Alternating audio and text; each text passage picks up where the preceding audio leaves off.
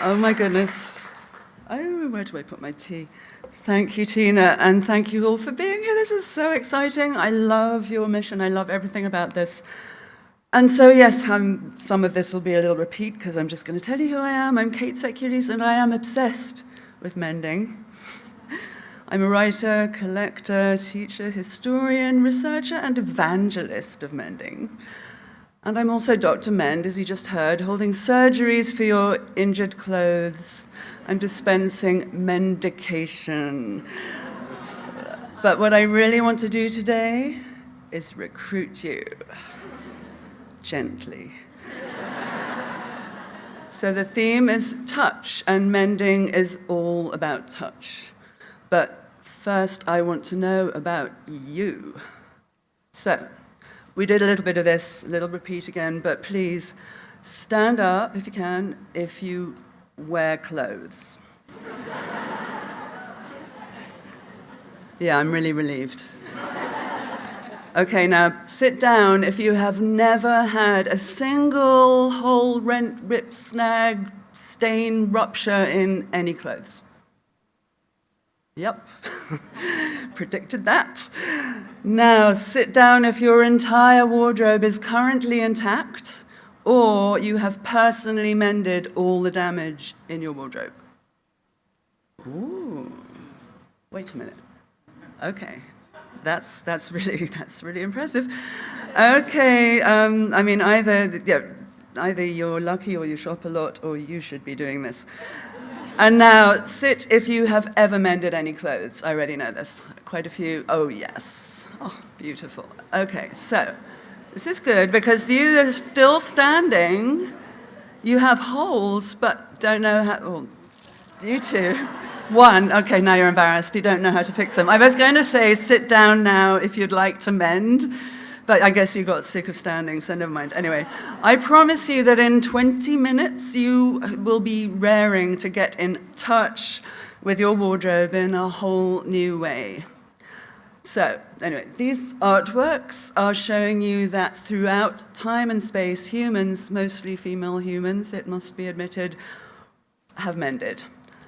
It was not pleasant to continually have to amend everything, but textile, and we forget this, was the most valuable resource most people owned, worth more than housing, more than jewels, because clothes were all laboriously handmade from fiber to frock to underwear.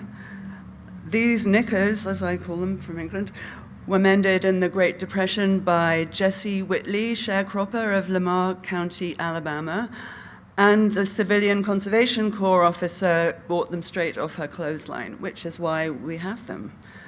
And archaeologist Beatrix Nuts excavated these men's drawers dating to 1460 from under the floor in Lemberg Castle, Austria. They'd had 3 mending campaigns, at least 2 owners, and remained in service for over 40 years. So, ordinary clothes like these only survive accidentally. In private collections, like this 19th century mill worker's coat, or stuffed up a chimney, like these mid-18th century agricultural workers' pants. Excuse me. Water. Because clothes are vulnerable. They rot. Well, they used to. And as most of you know, they tear, they rip, they get eaten, moths go way back. And so there's more done than sleeve coat or the nothing but patched trouser are way more rare than the court dress and couture that we see in museums. But I find this heartbreakingly fastidious mending far more fascinating than fashion perfection. It's so touching because these were our clothes. You and I, let's face it, we were probably not Tutankhamun and Catherine the Great, but some lowly plowman or washerwoman, and our clothes were so precious that we wore them literally to bits. And we mended a lot throughout history. How much history? Well, how many generations of people handmade and mended everything they wore. Anyone want to shout out a number? Generations, so 30-ish years. Okay, I'll just tell you. At least 100, thank you. It's more. It's about 3,500. These are based on data. I can tell you later if you're curious exactly where that comes from. Anyway, how many generations bought and replaced everything they wore, or rather, I should say, how long have we been buying and replacing everything we wear? A generous five generations, so. But I'm far from alone in my obsession, because mend love, is spreading, and here you all are to prove it. Bora, like this donja, a giant family sleeping bag of salvaged hemp scraps, was a textile, you probably know this, born of extreme poverty in the rural north of Meiji-era Japan that nearly died out from shame. People just wanted to throw it away and forget it, but it's now collected and highly prized, so that this not museum-worthy fragment is all I can afford to own. But yes, extreme, accidentally visible mending is affecting, but let's not romanticize it. Let's not fetishize this. The mended look was to be avoided. But for all those generations, we were all in it together, and I mean all of us, including monarchs. So this 3,350-year-old kerchief speaks of value in a culture where linen for many centuries was the principal currency, kept in service way beyond the grave. And talking of Tutankhamun, who we are not, this is part of the embalming refuse from his mummification. And saints, this is the cowl, one of 3 extant cowls of St. Francis of Assisi, who patched it in the 12th century with his own hands. And part of his message was that mending brought a soul closer to God. And then we have artists. So this not-so-expert stitcher could easily have replaced her stockings, yet she darned its Frida. And even bankers mended. So these, Stephen Girard, these are his stockings, and he was the richest man in America on his death in 1830. And yet he preserved his silk stockings his whole life long. So talking of stockings, let's have a little look at how they caused a 19th century mending crisis, which kind of echoes ours in some ways. Then our current sick scenario of the fashion industrial complex kicked in earlier than you might think, and it all could be said to revolve around this ubiquitous undergarment without which you were not dressed, certainly women, also men, also children. Stockings were compulsory for everyone, especially women, at every waking hour.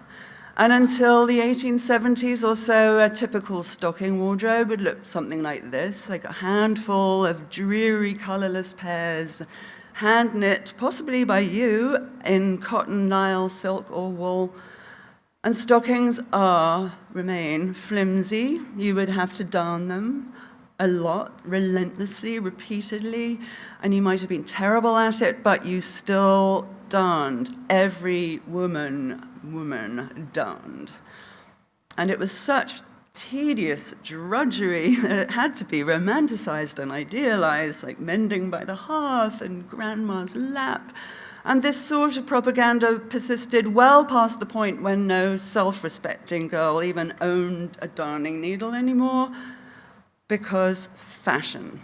So by the 1890s, that's 20 years, you fashionable New Yorkers, you would have had a stocking wardrobe, something like this. Dozens, even hundreds. It was normal to have even hundreds of pairs with stripes, embroidered clocks, lace insets, trompe l'oeil, fringe, spangled, beaded checks, plaids, changeable silks. Every dress had its matching hosiery, because you did not darn now. You forgot how. You replaced. And you could do this on your stenographer's salary, now you were a working woman, because discounting was invented. And prices dropped and dropped and dropped. Sound familiar? So just as we are aware today of garment workers' plight, so our Gilded Age sisters knew about the destitute sewing women who enabled these discounts.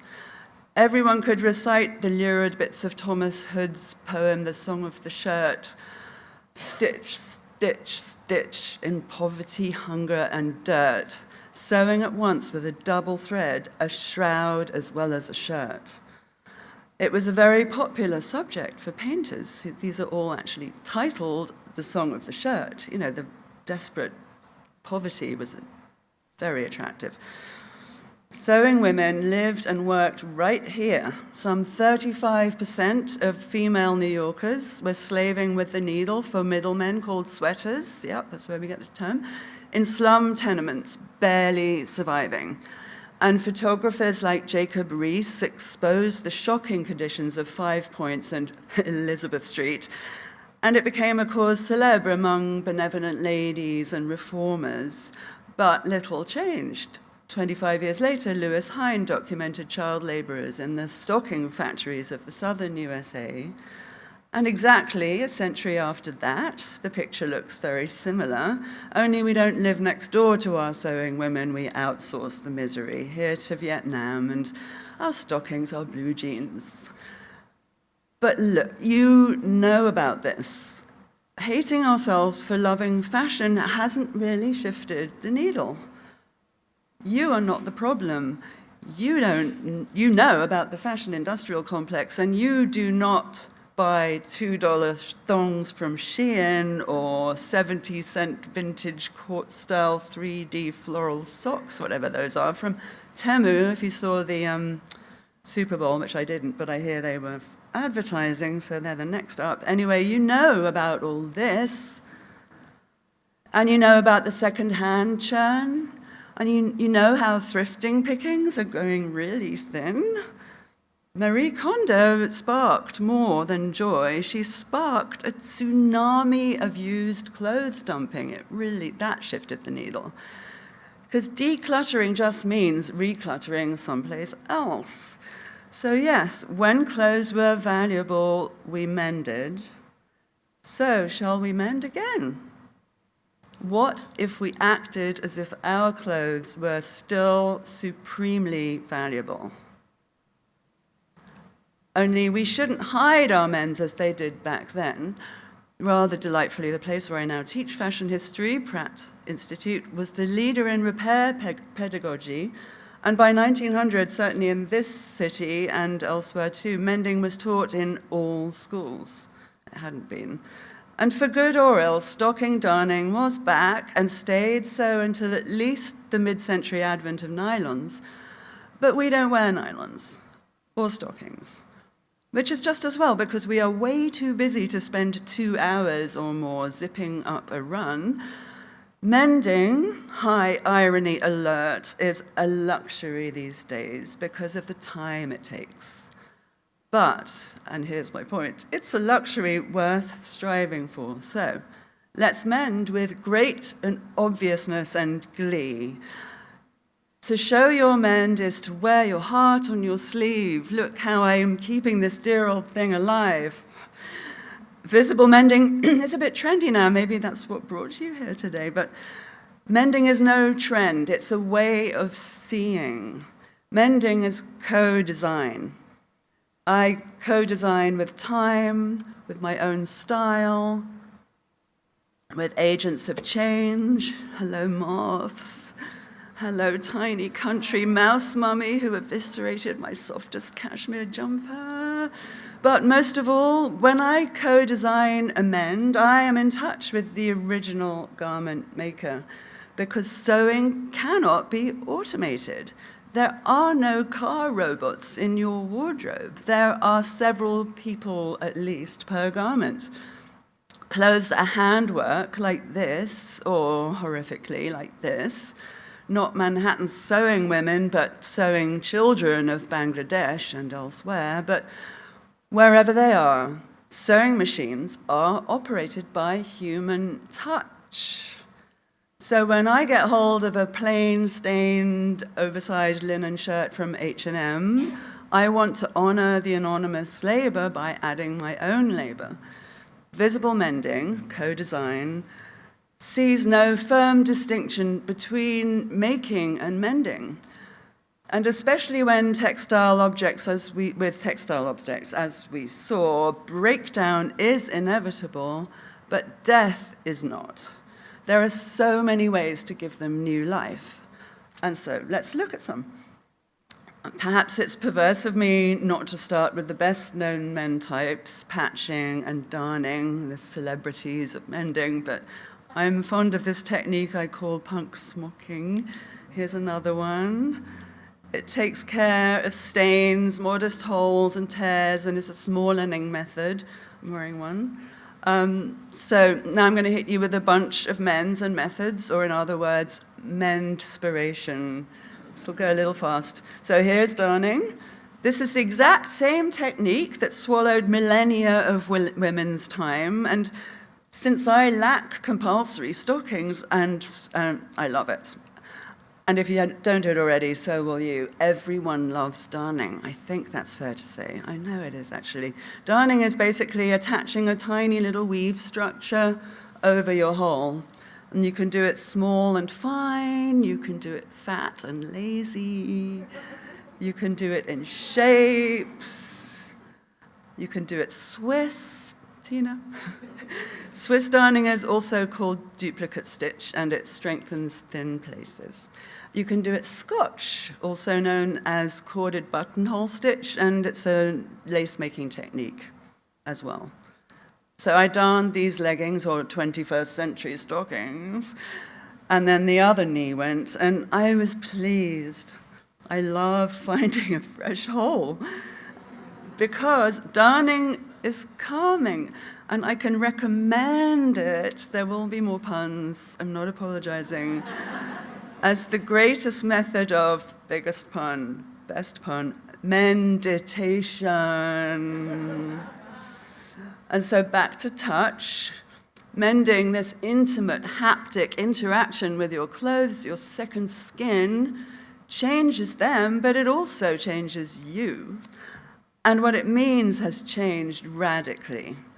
Until very recently, patching, the commonest of all mends, was the notorious mark of poverty, the cause of centuries of shame.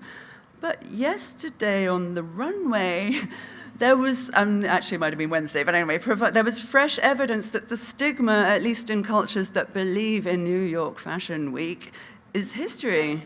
Colina Strada here and Tom Brown here prove that patching is fashion. Reuse is hot, scrappy piecing at Elena Velez is sexy, and the fashion genius of mighty Marc Jacobs has surely been touched by Bora. Patching is a humble art form, a versatile technology. When this linen knit disintegrated, I saw opportunity. A full body underpatch I call an endoskeleton, many hours of extempore stitch later, and the rag is renewed, an unrepeatable garment that I love afresh. And talking of love, isn't the oldest, tattiest t-shirt always the best? Like, hands up. Who's got one? Yeah. Do you despair of it? Does it fall into bits? Do not despair. They're the most worth the investment. And this very vintage item was a labor of love for my dear friend Ambrosia, who got it secondhand years ago, wore it to shreds, and is now pleased. Joy sparked. Some more patch-adjacent interventions, a celebratory embellishment. Selfie patch. Oh, no, here it is. I'm wearing it. See, it's good for attachment issues for kids and parents. This is the highly useful porthole technique where you outline the hole instead of filling it, so you keep the hole. And the related, I call it greasy tea for obvious reasons, decorative commemoration of my sloppy eating habits. So useful, so fun. But mending is the opposite of touch screen. It's a fully engaged mind, heart, hand meld. It is the opposite of hate. It is impossible to mend spitefully. Mending, try it. Mending is generative. It's a powerful thought form, a mode of being in the world, and a way to get back in touch with what matters. These are both statements, but this on the left is political. Left? Yeah, I'm not sure. The dress, and it's profoundly human. Kimberly Crenshaw founded Say Her Name in support of Black women victimized by racist police violence. And she said, I ask you to bear witness on behalf of all the Black women who are not yet on our tongues. And so that's why I mend this dress by sewing their names and their own words. And it seems to touch people. Okay, one more story, one more sip. And then I'll end with a few resources for your new mending addiction. So this is my friend Sophie with a derelict farmhouse she accidentally owned, long story. Having learnt that the farmer and his wife raised 12 children there in the early 20th century, she, who's a brilliant writer-illustrator, you might have heard of her, wrote this book about them. But long before that, Sophie let me go in and upstairs, and they'd abandoned the house. Around 1945, we had newspaper evidence. It was clear when it was, and all these clothes are from the 40s and earlier, and they were just left like that. So I picked that dress, circled there, and I applique patched the rips having wet cleaned it, as we call it in the trade. These fabrics I also found in the pile, so I used them to applique it, and then stitched over the indelibly soiled collar. And it's an act of care and remembrance, but also fashion. So, okay, this has been a quick tour around my mend world, but everyone who mends has their own mend world. And here's a little tiny menspirational taste of some of my mend friends' wonderful works. Instagram, I'll go there in a sec, but co-design is personal. It's like handwriting, not that anyone does that, but anyway, nobody else can mend like you. Instagram is still our town hall, and it's grown since 2015. What was that, 1,300 and something posts, but not too much.